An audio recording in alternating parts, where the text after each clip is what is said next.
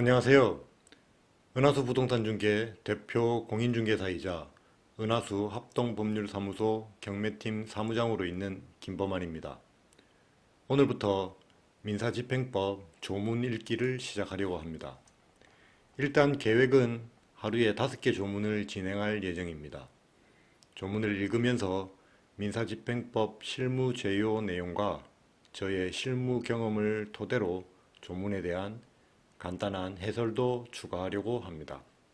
단, 조문이 짧거나 설명할 것이 별로 없으면 더 많은 조문을 할 수도 있고, 내용이나 설명할 것이 많으면 더 적은 조문을 진행할 수도 있습니다.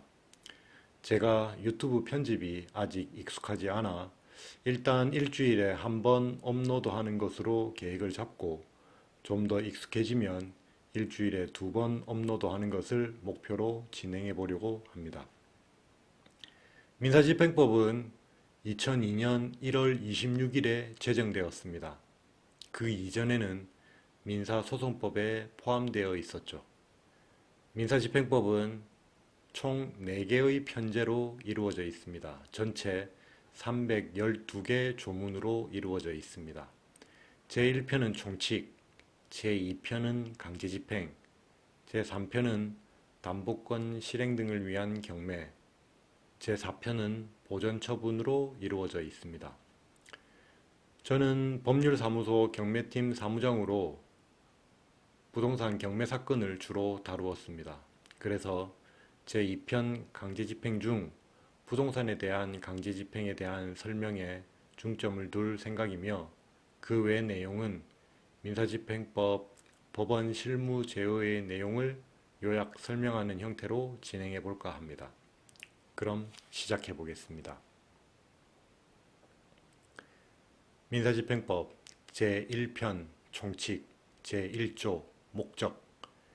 이 법은 강제집행, 담보권 실행을 위한 경매, 민법, 상법, 그 밖의 법률의 규정에 의한 경매, 이하 민사집행이라 한다. 및 보전처분의 절차를 규정함을 목적으로 한다. 1조에서 유의해야 할 부분은 민사집행이라는 부분을 강제집행, 담보권 실행을 위한 경매, 민법, 상법, 그 밖의 법률에 의한 경매를 민사집행이라고 규정하고 있습니다. 다시 말해서 보전처분은 민사집행에 포함되지 않고 있습니다.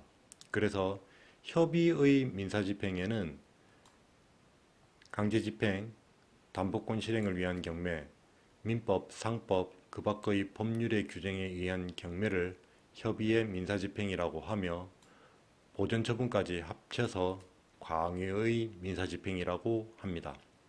각각에 대한 의의나 설명은 해당 편에서 설명하기로 하겠습니다. 제2조 집행실행자. 민사집행은 이 법에 특별한 규정이 없으면 집행관이 실시해야 한다.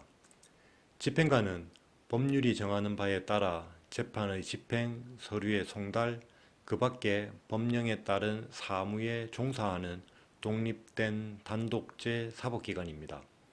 집행관은 자기의 판단과 책임 하에 독립적으로 국가의 권한을 행사하는 기관이고 법원 또는 법관의 단순한 보조기관이 아닙니다. 집행관은 기관으로서의 집행관의 의미도 있고 자연인으로서의 집행관을 의미하기도 합니다. 집행관은 10년 이상 법원주사보, 등기주사보, 검찰주사보 또는 마약수사주사보 이상의 직급으로 근무하였던 사람 중에서 지방법원장이 임명하며 그 지방법원에 소속되게 됩니다. 집행관의 정년은 61세이고 임기는 4년으로 하며 연임할 수는 없습니다. 제3조 집행법원 제1항. 이 법에서 규정한 집행행위에 관한 법원의 처분이나 그 행위에 관한 법원의 협력사항을 관할하는 집행법원은 법률에 특별히 지정되어 있지 아니하면 집행 절차를 실시할 곳이나 실시한 곳을 관할하는 지방법원이 된다.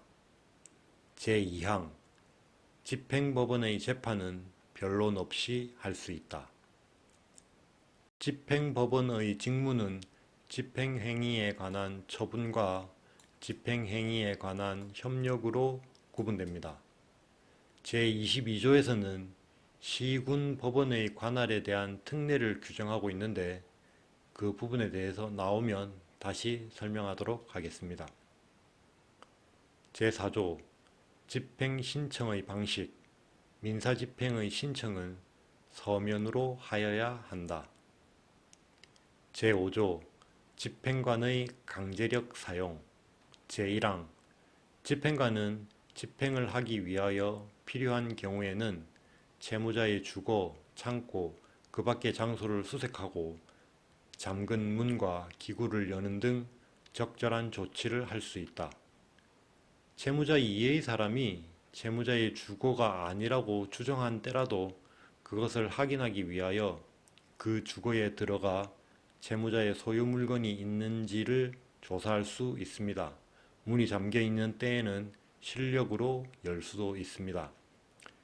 제2항 제1항의 경우에 저항을 받으면 집행관은 경찰 또는 국군의 원조를 요청할 수 있다. 여기서 말하는 저항은 구체적인 집행행위에 대한 것에 한합니다. 저항은 적극적인 저항뿐만 아니라 소극적 저항 또는 언어에 의한 저항도 포함됩니다. 제3항 제2항의 국군의 원조는 법원에 신청하여야 하며 법원이 국군의 원조를 요청하는 절차는 대법원 규칙으로 정한다. 민사집행규칙 제4조에서 국군 원조 요청의 절차를 규정하고 있습니다. 오늘은 여기까지 진행하겠습니다. 감사합니다.